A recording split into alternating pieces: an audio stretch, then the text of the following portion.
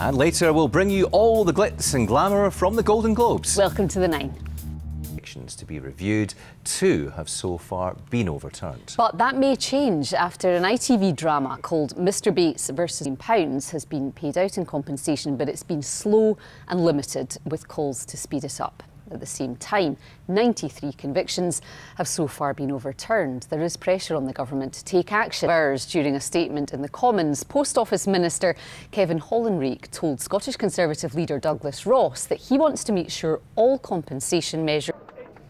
David Enright from the law firm Howe & Co is one of those representing the Justice for Sub-Postmasters Alliance and over 200 individuals affected by the Post Office scandal.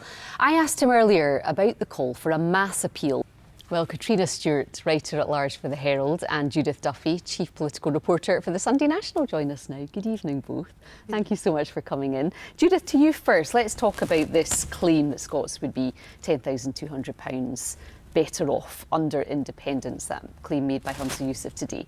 Do you think that's realistic, and do you think people listening today will think that that's realistic? When, you know, there's a cost of living crisis on, and the reason for this is because of the way the economy is being run. Nations have higher taxes, and there's no suggestion of tax raising going down well with the Scottish public. There's already been issues with that very recently with the Scottish Budget, and is trying to appeal to Conservative swing voters who would more traditionally lean to the right, and in Scotland. Judith, what do you think maybe softer independence voters or you know, people who are genuinely in the middle and undecided will have made of that appeal from Anas Sarwar to come towards Labour? Yeah, as Katrina was saying, I think one issue is that, you know, where is the kind of detail and policy, and I think obviously... Okay, very quickly, Judith, what are your predictions? Do you think that the current poll projections that we're seeing, do you think that is going to be pretty much the end result? Well, I think... Will it? Thank you both very much, Judith Duffy, Katrina Stewart, thank you.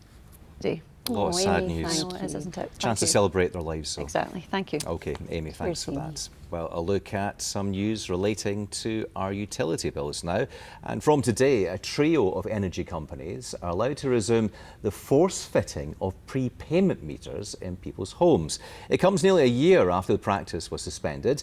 EDF, Octopus and Scottish Power can now install the meters after being given the go-ahead by the industry regulator Ofgem. For years, energy companies were able to force-fit meters into homes when bills went unpaid, but agents from British Gas were exposed for installing them inappropriately.